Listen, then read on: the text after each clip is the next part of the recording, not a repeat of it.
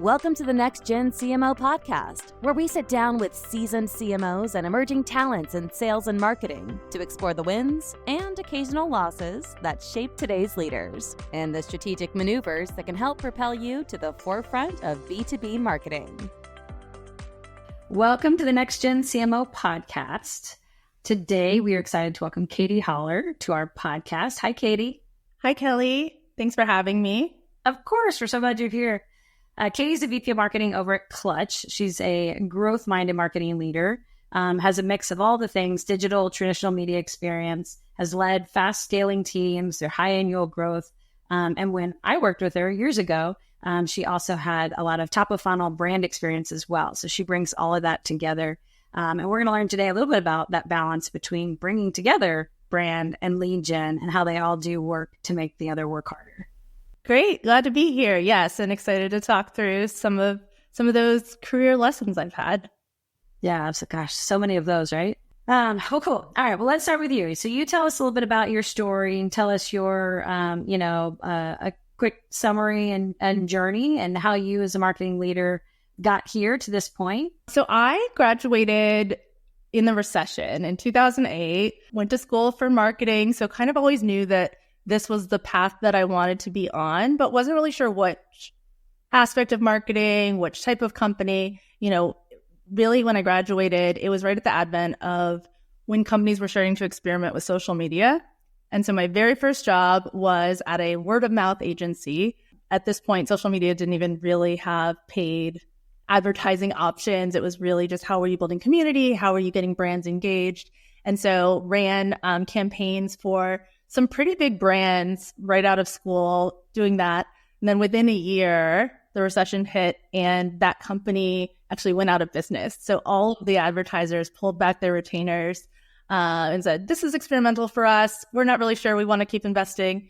So was left with a year out of school, back on the job market, which I think was actually really foundational in kind of my career path because it gave me a sense of confidence that I could go out and kind of find something else, land on my feet quickly, and steer myself in a direction that I actually wanted to go career-wise. And so landed at Cvent, worked there for a few years, event management software. They were starting up this two-sided marketplace to help event planners find meeting and event venues and suppliers, at the time called the Supplier Network. And then later, I think they rebranded it to the Hospitality Network. So I really did product marketing by and large there, stood up that platform, and worked with our sales team really closely. I think Cvent is just a masterclass in kind of like a sales-led go-to-market approach. And so learned a lot around how marketing and sales can work together. A few years into that, started at Capterra as their second full-time marketing person, about 20-some employees, and was really fortunate to be able to just ride the roller coaster of growth with that team. And so that's really where the bulk of my kind of career experience has been, spent over a decade with that organization. We were acquired by Gartner, which is, of course, where I met you, Kelly. Stayed on with Gartner about 6 years after the acquisition, and just really got to experience kind of every stage of growth through that trajectory. And at the end of my time with Gartner, was really focused on brand marketing. And so, as you mentioned, excited to talk to you about a little bit around the power I see with brand and how that drives demand and how you can connect the two. But from there was really craving, having more of a leadership role in marketing at a smaller stage company. I was really missing those early days of Capterra where we were building the function and building the direction. And so went kind of totally in the other direction to a very early stage startup in the real estate space called Dwellful as a CMO there. Seed stage, just starting to generate product market fit. Spent about a year there, and through that experience, learned a lot. Kind of at this point in my career, had recognized, I think I'm more comfortable with a little bit of a more mature business. It's hard in those early days. Like, really, you're just literally writing website copy and figuring out freelancers to help launch campaigns. And so I kind of felt a little bit like Goldilocks, where I had felt like big public company, lots of different teams and departments and resources, to really, really small, and was approached by the folks at Clutch. Felt like it was that happy medium and sweet spot. And so was hired there as their first head of marketing, and have spent the last 2 years now, kind of building the team and the function. Awesome. Gosh, there's so much to unpack. So first of all, yes, you and I got to meet at Gartner, which was awesome.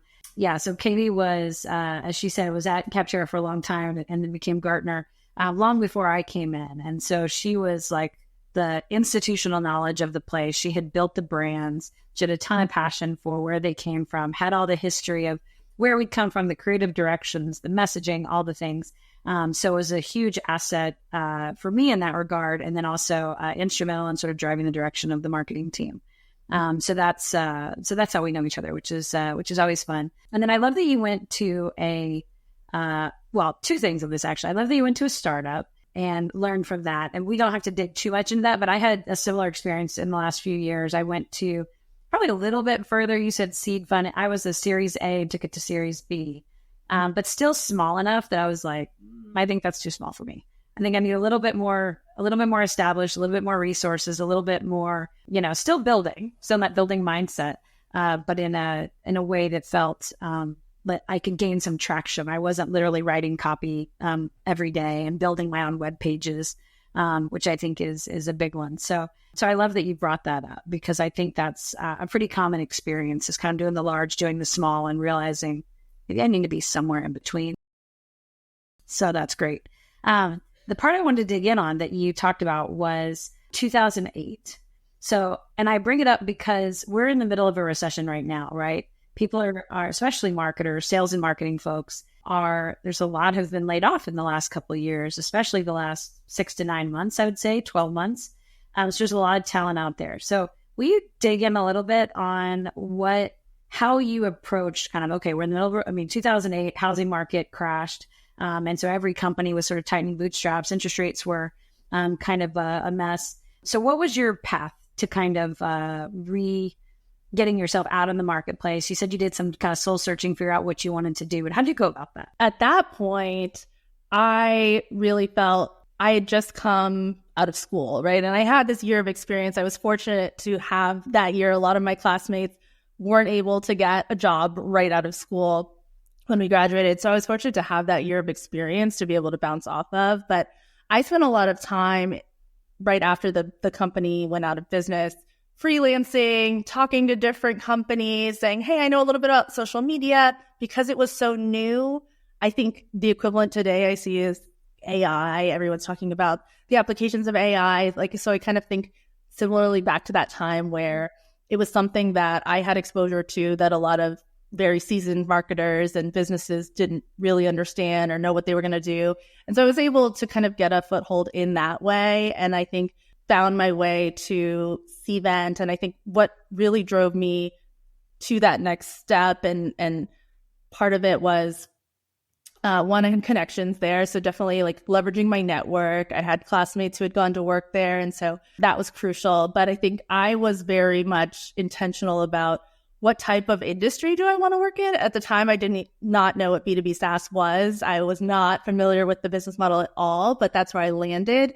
And I think what really drew me to that was this idea of events and putting on a production. And I always felt like marketing really a part of what drives me, because it's about creating memorable moments. And so I was really inspired by that business model and that idea of being able to help put on these great events. And so that's what led me there. But I think the learning for me in looking back, and especially the application for people now, is those moments where your career is kind of disrupted and it's out of your control can give you, I think, a really important time to just sit with what do I want to do next and take that opportunity to really be intentional about what you're looking for. Yeah. Yeah, I think that's awesome. Yeah, it is such a period of uncertainty right now. And even, I took a sabbatical a few years ago, and that was a little bit of a time of uncertainty. And then it was kind of like, but I'm going to use this time to be like, when I go back, I want to go back with a really like clear direction of what I want to be. And what's even opened up was the two-sided marketplace for you, which is great because you've taken that went on to Capterra and the whole Gartner digital markets world, went on to Clutch. So you've had a lot of experience in that space, which is a nice differentiator for you as a result of that move. Exactly. Yeah, I think that was really the the segue into the specialization that I've been able to carve out in my career. And you mentioned the two-sided marketplace. What I really have loved about that business model and what's led me to keep going back to it is marketing is just such a direct line of sight into the growth of the business, both on the demand and the supply side, that it's just really fun to be able to have such an impact and see the team's work so directly translate into the growth. Yeah. Yeah, absolutely. Real quick, like in 20 words or less, for people who don't know, what is a two-sided marketplace that people would, to understand what that means, like an example of one to them? Yeah, absolutely. So tons of them out there. You can think about in the travel space, like a TripAdvisor, or in the real estate space, like a Zillow. In the case of Capterra, we were really focused on B2B software. Clutch, we are focused on B2B services. So it's really a digital property where you're bringing together buyers and sellers. Some of those business models might actually capture part of the transaction. We don't at Clutch. It's more around how do we make that connection and help buyers find and select the right service providers for whatever business need they have. Awesome. Cool. Yeah, they're super popular today. So then hopefully that connects some dots for folks. Okay, cool. Well, let's go into to your functional expertise here. So just in our own journey, so you were running brand, and then you obviously got a lot into driving overall the business for us at Gartner. But then you went on to Dwellful, then to Clutch, running sort of full scale marketing. So everything connecting full funnel. One, tell me about that transition from being sort of from owning a marketing function to being a CMO. If we think about our listeners who are wanting to be CMOs, how do they make that transition from kind of seeing the whole business and being able to kind of think about that? And then as a result of that, the connection of brand to demand, which would be kind of the scope of that full funnel. Mm-hmm, absolutely. Well, I think really a lot of what I learned in the time when I was leading brand and being at a very, I think, data-driven organization that really wants to understand, what's the impact of any investment we're going to make in these channels. I think that really honed a lot of the business skills that helped me with that transition. And working for great leaders like yourself, I mean, I think having the time where you're able to really see and learn from other marketing leaders and how they approach some of these cross-functional, even upward kind of communications around the work that marketing is doing, I think was really helpful for me when I made that leap. Because now, at Dwellful and with Clutch, had board members. That was not an experience I had prior to that in my career or had much exposure to if we did have board members involved. So having to then tell a story about what marketing was going to do to drive our overall P&L, our margins, and being able to tell that story, I think I learned a lot of that through watching and listening in the time when I was not responsible for telling that story. So that was really helpful. But it's a learning curve, right? Because whereas with you, I could say, hey, Kelly, we're going to do this campaign. We think it's going to get this many impressions, and this is what our CPMs are going to be. And all of that language means nothing to a lot of the other business counterparts that you're talking to, and certainly not investors or board members. And so that, I think, was a big transition for me. And okay, I can't just rely on my marketing experience, my marketing knowledge. I have to really translate this in a way that still demonstrates that I understand and can communicate what the team is working on, but how that's going to actually translate into the overall business objectives and kind of speak that same language. And admittedly, it's still a work in progress, right? Every rep, every board meeting, I get another, okay, I need to work on how do I talk about that campaign, or how do I talk about this new initiative to make sure that it's really landing. Yeah. Well, that's a challenge too, right? I mean, that's pressure on you, especially in your current role as the first head of marketing at this company, first kind of educator, as you said, to the board, to the leadership team on the marketing language. You're building credibility. You are earning a seat at the executive table by bringing marketing there, and you need them to understand it to continue that. You see a lot of companies where marketing sits under sales or sits under legal or sits under, any number of things. And so to have that voice and run marketing, you're justifying the value of marketing, but you also have to speak in a language that's concise, right? And sometimes, to your point, like campaign impressions or click-throughs are one thing. They really care about revenue at the end of the day. And so if they're only caring, if they're thinking they're hearing revenue, how have you, Katie, marketing leader, contributed to us closing deals? And you're saying, yes, that's important, but so is brand awareness and investment. How do you connect that dot to be able to show growth because of that full funnel experience and really justifying a brand investment? Yeah, so I think I've spent a ton of time educating in past roles and in my current role around this and how do you think about it. And I think, there's been so many changes in how you can measure that continues to change month to month with cookies going away and tracking changes and all of these different things. But I think really at the end of the day, I've always been very passionate about marketing owning a number and that we are responsible for helping drive that number. And I work a lot with my chief revenue officer or sales counterpart on how do we jointly kind of commit to how are we going to get to this revenue number? And we know what the drivers of marketing are that are going to help support that. And so it's around how do we create kind of test environments where we can invest in brand, show the halo effect of what it's done to that part of the funnel or that particular segment or however we're doing the kind of test versus control. I'm a big believer in really isolating and concentrating as much of those types of campaigns as you can to really demonstrate like, no, this is not just accidental. It's not just correlated, that we can really show causation and how we've invested in some of these brand changes. And then this is what it resulted in terms of incremental revenue. And sometimes that's easier said than done, depending on the channel, depending on the tactic. But I think the big thing for me is if I can show consistent traction in actually being able to deliver to our overall revenue number, whether it's inbound, outbound, all of the different attribution models, if we can work together and show that we can consistently deliver, I think it earns that buy-in to continue investing and continue to buy that credibility that you can continue to scale it, right? And sometimes you make the wrong call and then you have to say, okay, this test didn't pan out. We're going to scale this part back. But I think ultimately being comfortable owning the number and being comfortable kind of speaking to what you're doing to try to drive that and what we're learning, I think has been really helpful across the organization with my peers, but also with leadership. Yeah, for sure. Now, when you say the number, is the number the revenue number, or is it a marketing sourced contribution to that number? Is it a marketing influence of that number? What's the number that you track for? Yeah, so it's evolved a lot because when I walked into Clutch, we did not have a marketing function. We actually... There was no data. We didn't have a chief revenue officer at the time either. So we've been kind of building these functions simultaneously and defining what our funnel looks like and how we measure all of this. So it's changed a lot.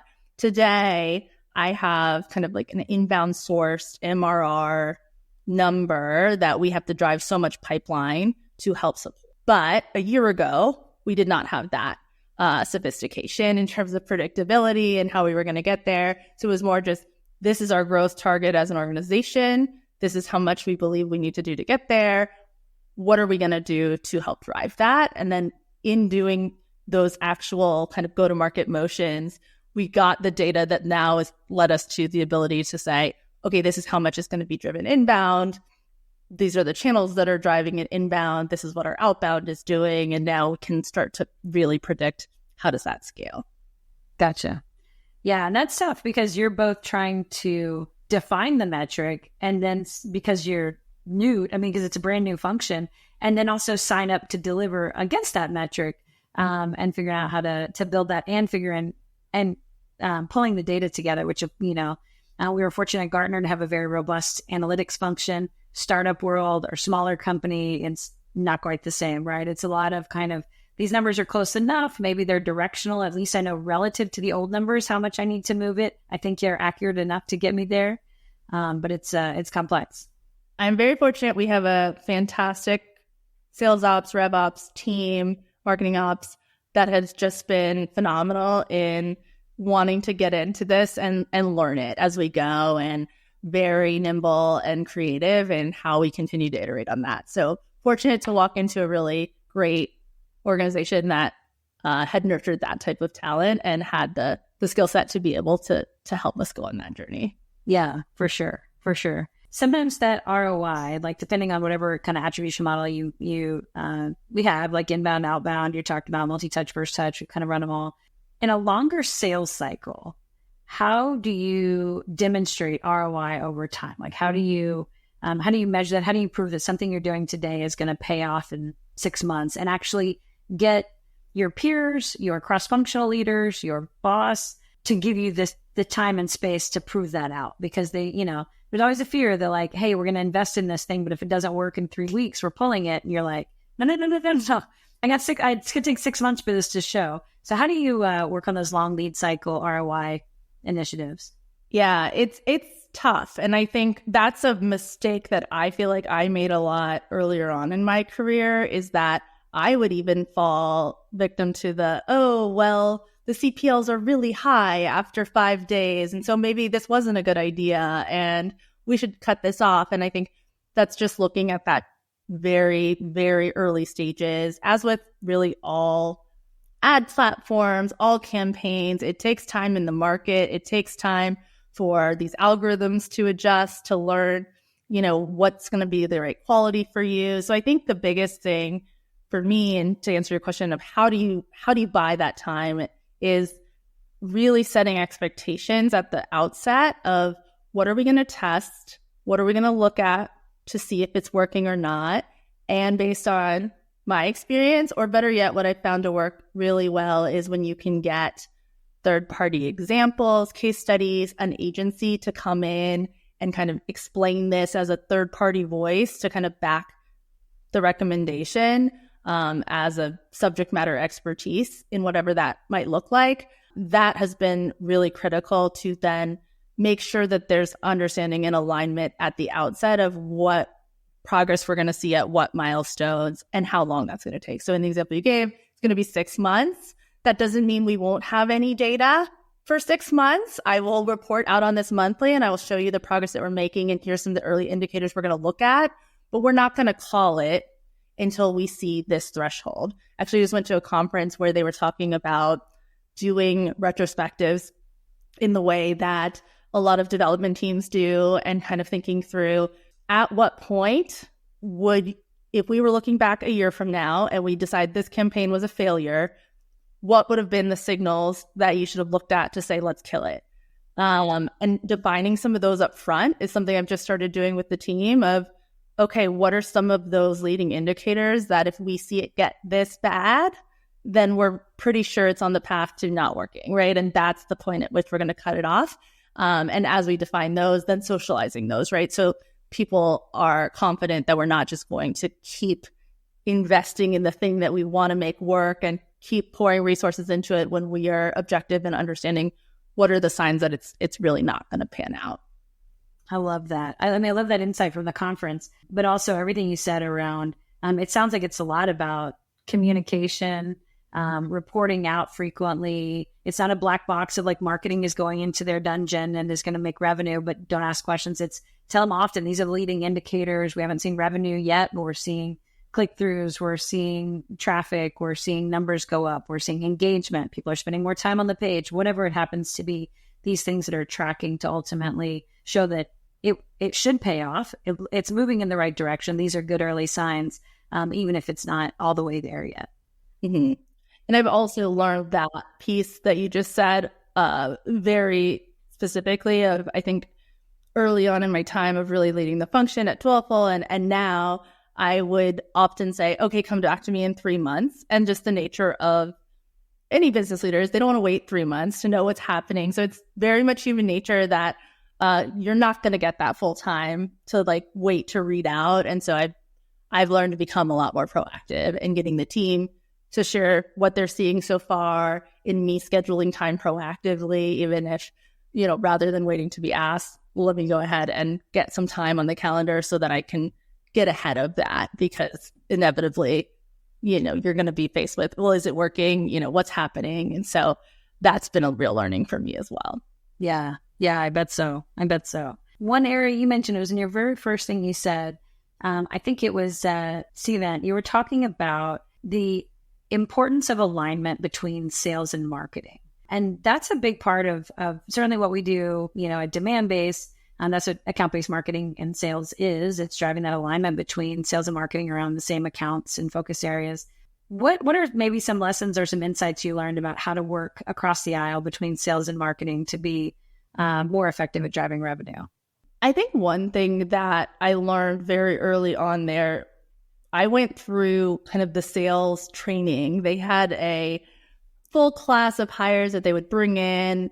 95% of those people went into sales. A very few amount of us went into marketing. But going through that training process, I think really brought me awareness of, oh, wow, the sales role is really difficult. We would do mock calls and we would go through the process of actually pitching it. And I think putting yourself as a marketer in the salesperson's shoes is really foundational, especially in the role I was doing there, which was product marketing, defining how are we going to talk about this and what are we going to say about it and what are the selling points. But I think so often I see marketing and sales teams kind of not wanting to understand and put themselves into what the other role is doing. And I think especially as I've become a marketing leader, I found I need to deeply understand what is happening in the sales organization if I'm going to drive that revenue number at the end of the day. Leads are great, warm opportunities, we want to do that. But if those are not closing, then there's something we're not doing to fully support them through that whole sales process. And so I think what I learned at CVent and what I've carried with me through that is really not feeling any, you didn't close the leads we sent you, or this was bad quality, just really feeling a shared commitment to they have a job to actually move those opportunities through to close. And that is very important and critical to the growth of the business. So I need to deeply understand what's going on in that process so that I can drive the right collateral, communication, sales enablement, and then opportunities and leads from my team, and making sure that now as I've become a leader, whereas at CVent I was more of the individual contributor, now really making sure my team spend a lot of time doing that. So we're in Gong all the time, listening to calls. We're trying to understand how is that messaging point working? Is there something we could pull out of that into our more top of funnel ad campaigns or email campaigns? Or vice versa, is there something that's resonating really well, but we're not actually talking about it in the pitch? Maybe we could bring that more to our sales team and bring them more talking points and educational points. So I think that's been really important. And I think it's helped build trust and collaboration across our two teams so that we're all kind of working at those problems together. Oh, I love that. I mean, I think it's so critical. We read a stat recently that said that 66% of companies think that sales and marketing alignment is the number one thing they need to focus on to drive growth. And just getting everybody on the same page. And, as basically what you just said is leading with empathy and understanding, I think it's always a great skill set for marketers to have been a seller at some point in their life. I think that's really valuable. But also at least has done the next best thing, which is going through sales training, listening to calls, listening to Gong or sitting in shadowing calls. Things where you start to hear the story, start to hear the attention span of the audience. And we give them messaging frameworks that are 5 pages long and they have 10 minutes to not, or, even less to get a message across. So understanding some of those challenges that sellers have that we sort of take for granted on the marketing side. So I love that. I think, empathy and leading with empathy and assuming good intent to me are the best places to start there. So I love that you said that. Okay, switching gears really quick. For folks who are kind of in their careers right now, maybe they're at the director, senior director, VP, aspiring CMOs, they want to run marketing organizations. They want to drive the marketing strategy in that direction. That comes in a lot of different forms. And being a head of marketing, sometimes they're CMOs, sometimes they're head of marketing, sometimes they're VPs of marketing, sometimes they're SVPs of marketing, all similar scope. You've had a couple jumps and had both titles, both a similar responsibility, but different titles. Tell me about how much you think that matters, whether it's inside your company, whether it's to you personally, how an up-and-comer can kind of wrap their arms around the function or the scope versus the title. What is that? Yeah, I think early on in my career, as I was looking to ascend to those types of roles, that felt really important to me.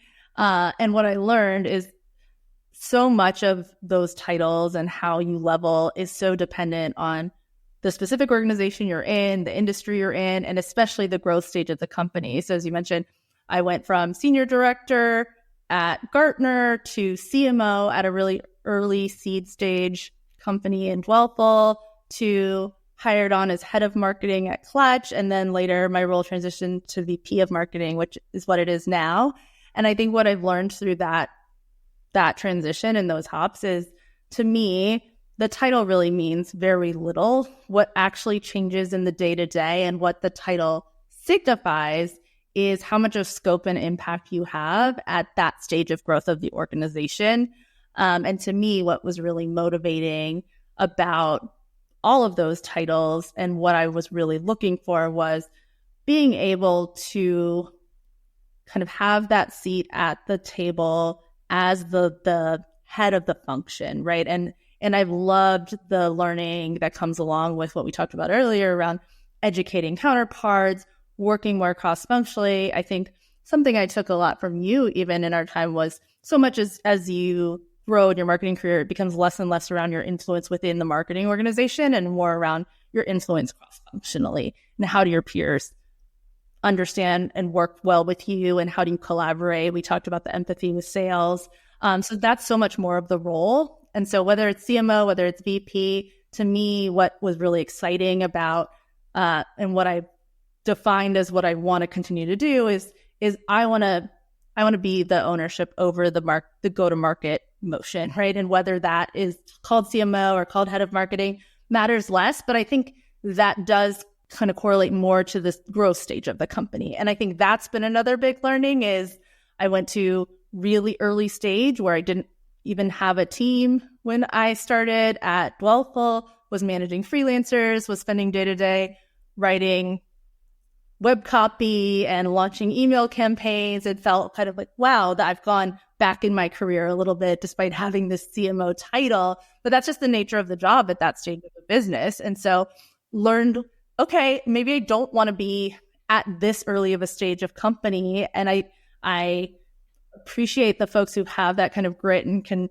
stick with a concept for that long. And I think for me, I found this kind of happy medium in the growth stage we're at now. At Clutch, we're about 100 some employees where we have product market fit. We've had consistent years of growth, but still have that ability to kind of define the function. There's still a huge total addressable market to go out and capture lots of different untapped opportunities. So it's been kind of the best of both worlds. So I think for me, it's become much less around the title and much more around, is this an industry I'm excited about? And is this the size and stage of a company where I feel like the work that I love doing most is going to be part of my day-to-day? Oh, I love it. And that's a hard thing when you're early in your career and sort of title is what means something.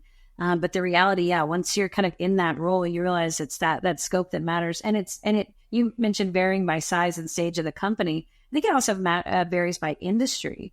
You know, I'll see like Silicon Valley and the companies out there, SaaS powerhouses, VP of marketing is what you see the most common. Like that's whether it's the corporate CMO or divisional CMOs, they're a lot in that VP camp. You see head of and sort of like the cool startups, they like to use that head of. It's kind of a little bit more of like descriptive of I own marketing, doesn't matter what my title is. And then you have like, you know, more traditional kind of CMOs and like established consumer goods or on the consumer side. So, I mean, I think every industry is different. And I love that focus on the work, focus on the industry, focus on an area where you can build and enjoy and like and get excited about what you're doing every day and enjoy kind of learning the scope of the end-to-end marketing function. So I think that's great. All right. One last question. What is one thing people don't know about you? Something nice little secret for our audience. Well, a fun fact that I don't often lead with is that my husband and I own a turkey farm here in Charlottesville, Virginia. So those who are close to me know that. But it is my unusual side hustle where every Thanksgiving we raise, this year we'll probably do about 200 turkeys. And so when I'm not doing my B2B marketing, I am helping my husband with, he does all of the farming, but I do the marketing for our turkey farm. So that's my fun fact. Well, what a healthy thing, right? We sit in front of, my kids always come in and they'll see me working and they say, I never want to do what you do for a living. I don't know what you do, but sitting in front of Zoom for 9 hours a day does not seem fun for me. And so they're like, I just want to be outside and doing. So I love that your relief is to get outside and raise turkeys and feed them. And I assume slaughter them come Thanksgiving time, which I won't picture, but just I love that you have kind of that dichotomy in your day to split that up. I'm sure your kids love it too. It's been great. Yes, definitely a change of pace. We don't process them here, so I'm not keep personal with that part of it. But yeah, it's been a fun growth story for our family, separate from what I do most of my week. Yeah, and your husband's a chef, right? Like he's a very good cook. Yes, yeah. He went to culinary school, was a sous chef for many years, and then as we've raised kids, he's really taken that passion for food and put it into the farm. And so that's been his new project. Oh, I love it. It's such a balance between, my husband's a middle school teacher and I think it's great. It kind of keeps us sane. If we were both sitting on Zoom all day, I think we'd go nuts, but at least it brings us back to reality a little bit. Well, cool. Good. If anyone would like to follow you or, reach out to you or anything, where's the best way for them to find you? LinkedIn is probably the best place to connect with me. It's Katie Hollar, and would love to connect with up and coming marketing leaders. Awesome. Well, cool. Well, thank you so much, Katie. It was so good to connect. It's been so long. Yes. Great to catch up with you, Kelly. Yeah, it's been fun to see your face and fun to see your kids growing when I see them on social media and things. So it's good to see them coming along. But cool. Well, thank you for joining us today, and we'll see you next time.